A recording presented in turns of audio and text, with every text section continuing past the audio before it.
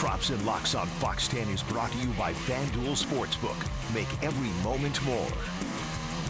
Hey, welcome into Props and Locks, brought to you by FanDuel. I'm Sierra Santos. We are your weekly go-to show for sports betting.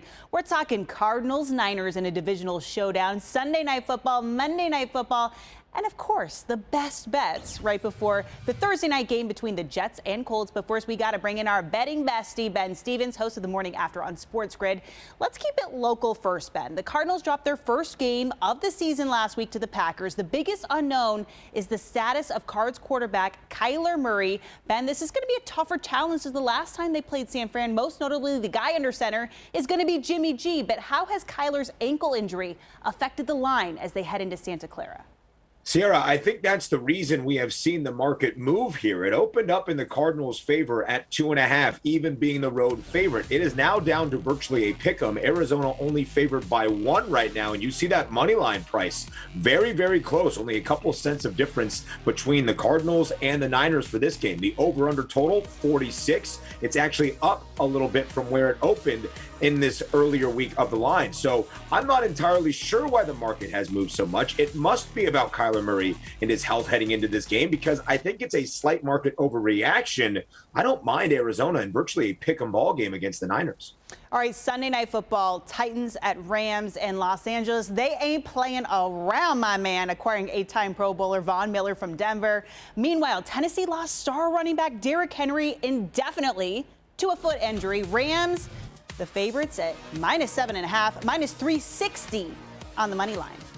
A very, very hefty spread for the primetime game in Sunday Night Football. Tennessee has been so good lately. They have won 4 straight games. They have covered in 4 straight games. In the last 3 of those 4 covers have all come as an underdog. What are they here? A more than a touchdown underdog against the LA Rams. I'm not entirely sure what this offense looks like without Derrick Henry, and we know what the Rams can do in terms of what their offense might look like. The total already up by a point. I think I might take the over in a primetime game on a Sunday.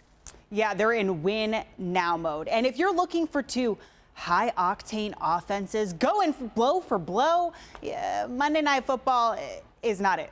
Bears visiting the Steelers, over-under, Ben, at 40.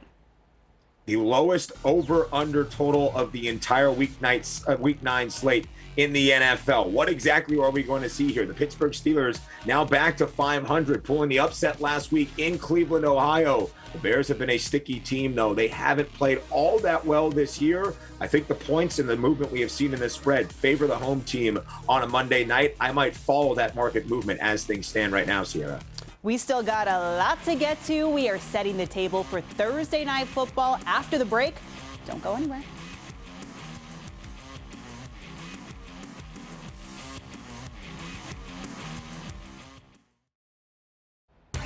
Welcome back to Props and Locks, brought to you by FanDuel Sportsbook. Welcome back into Props and Locks. Now, you might think that when 2 teams with sub-500 records clash on Thursday Night Football, it might not be too sexy, but cook up a little parlay and you are watching every snap. Let's bring in our chef who's got all the ingredients, Ben Stevens. Ben, the Jets are coming off a big upset over the Bengals, but the surprising debut of quarterback and now New York folk hero Mike White. White led the league in passing yards last week in his first career start. We'll get to the props in just a bit, but looking at the spreads, Colts laying 10.5. I'm sorry, does that seem a little lofty to you as well? It also seems a little bit familiar for those fans of the New York Jets. They were a 10.5-point underdog last Sunday in what we will all always remember as the Mike White game. Not only did they cover a 10.5-point spread, they won outright. Mike White's jersey is enshrined in Canton. I'm not kidding. It's literally on display at the Pro Football Hall of Fame. Can Mike White and Gang Green cook up some magic against the Colts? I'm not so sure about the spread, but here's what I will say about that over-under total. 45.5. The last 6 Thursday Night Football games have all gone under. Not since week number 2 of this NFL season have we seen an over on a short week on a Thursday night. That is a very strong trend, my friend. Yeah, Mike White jerseys flying off the shelves. Let's talk a few props. Michael Pittman Jr. over on receptions at 5.5, and Jonathan Taylor over on rushing and receiving yards. You're feeling those?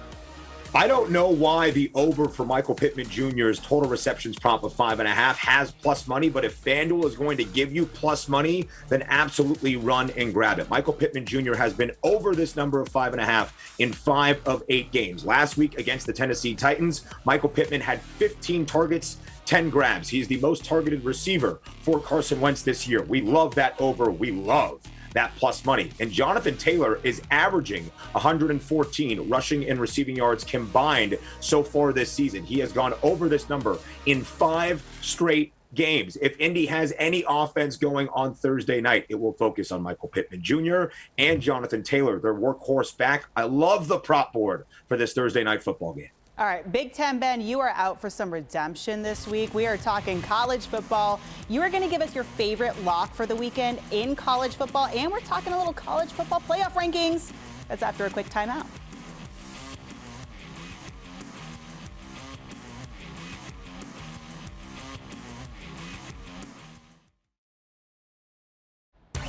Welcome back to Props and Locks, brought to you by FanDuel Sportsbook. Our final segment, we always bring you the locks, and our buddy Big Ten Ben gives us a lowdown on where you should place your money. But Ben, before we get into all that, I'm not mad at you for the Washington State team total under last week against ASU. You're shaking your head. Yeah. But I'm going to give you a chance to explain yourself. So you have the floor.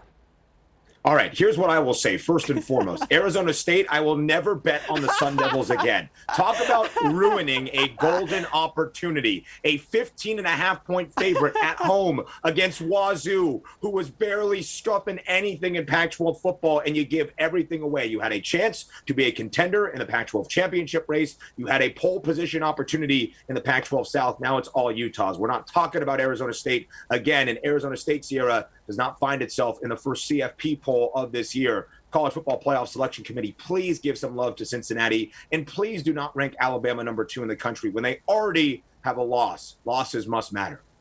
You do have a favorite lock for the weekend, and it is a prop. Tell us what it is.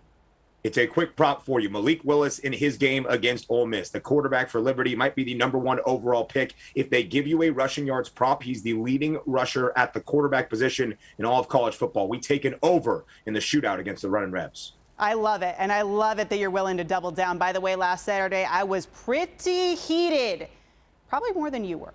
We'll be back next week with all the props and locks on Thursday at 4:15. As always, check your FanDuel app for the latest lines. Until next week, though, take it easy.